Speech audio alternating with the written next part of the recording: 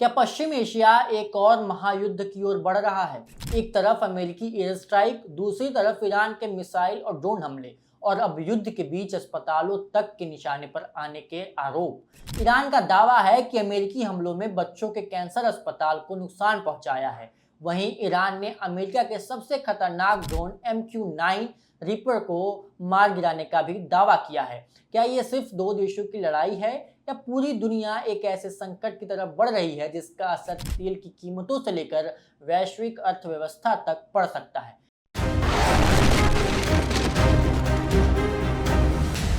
नमस्कार, मैं हूं पुष्पेश राय और आप देख रहे हैं बोले भारत। अमेरिका और ईरान के बीच तनाव अब अपने सबसे खतरनाक दौर में पहुंचता दिखाई दे रहा है। पिछले कई दिनों से दोनों देशों के बीच लगातार एयर स्ट्राइक, मिसाइल और ड्रोन हमले हो रहे हैं। अमेरिका का कहना है कि उसके हमले ईरान की सैन्य क्षमताओं और स्ट्रेट ऑफ हॉर्मुज में व्यापारिक जहाजों पर बढ़ते खतरे को रोकने के लिए हैं। वहीं ईरान इससे अपनी संप्रभुता पर हमला बता रहा है। इसी बीच ईरान ने गंभीर आरोप लगाया है कि अमेरिकी हमलों में एक बच्चों के कैंसर अस्पताल के आसपास का इलाका प्रभावित हुआ है। ईरानी अधिकारियों का कहना है कि इस हमले से अस्पताल परिसर में नुकसान हुआ है और वहां इलाज करा रहे बच्चों तथा उनके परिजनों में अफरा तफरी मच गई।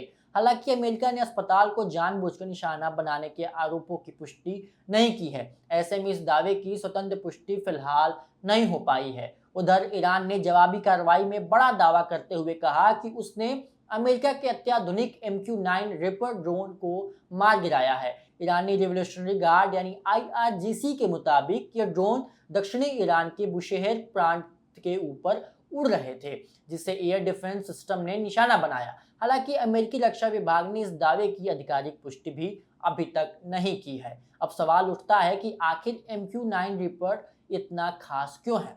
दरअसल MQ-9 रिपर अमेरिका का सबसे आधुनिक सशस्त्र ड्रोन माना जाता है। ये 24 घंटे से भी ज्यादा समय तक हवा में रह सकता है, हजारों किलोमीटर दूर तक निगरानी कर सकता है और जरूरत पड़ने पर हेलफायर मिसाइलों तथा लेजर गाइडेड बमों से सटीक हमला भी कर सकता है। अफगानिस्तान, इराक, सीरिया और पश्चिम एशिया में अमेरिका ने इसी ड्रोन का बड़े पैमाने पर इस्तेमाल किया है। अगर ईरान का ये दावा सही साबित होता है तो इससे अमेरिका के लिए एक बड़ा सैन्य और रणनीतिक झटका माना जाएगा। इधर अमेरिका ने भी अपने हमले और तेज कर दिए हैं। हालिया कार्रवाई में ईरान की missile system, air defence network, drone launch site और तटीय सैन्य ठिकानों को निशाना बनाया गया है। इस पूरे संघर्ष का सबसे बड़ा असर अब आम लोगों पर दिखाई देने लगा है। रिहायशी इलाकों में विस्फोट, अस्पतालों पर खतरे के आरोप, लगातार बढ़ते हवाई हमले और नागरिकों के हताहत होने की खबरों ने पूरी दुनिया की चिंता बढ़ा दी है। संयुक्त राष्ट्र और कई देशों ने दोनों पक्षों से संयम बरतने की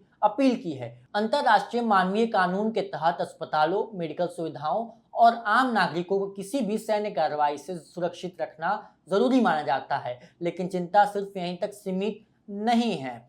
अगर ये संघर्ष और बढ़ता है तो इसका सीधा असर स्ट्रेट ऑफ हॉर्मुज पर पड़ सकता है। यही वह समुद्री रास्ता है जहां से दुनिया के करीब 20% कच्चे तेल और LNG की सप्लाई गुजरती है। यहाँ किसी भी तरह की रुकावट का मतलब है महंगा तेल, बढ़ता शिपिंग खर्च और वैश्विक बाजारों में नई उथल पुथल। फिलहाल मिसाइलों का जवाब मिसाइलों से दिया जा रहा है, दावों का जवाब जवाबी दावों से। लेकिन सबसे बड़ा सवाल अब भी वही है, क्या अमेरिका और ईरान बातचीत की मेज पर लौटेंगे, या फिर ये टकराव पूरे पश्चिम एशिया को एक और बड़े युद्ध की आग में झोंक देगा? क्योंकि अगर ऐसा हुआ तो इसकी कीमत सिर्फ ईरान और अमेरिका नहीं बल्कि पूरी दुनिया को चुकानी पड़ सकती है। इस खबर में सिर्फ इतना ही। बाकी खबरों के लिए बने रहिए बोले भारत के साथ।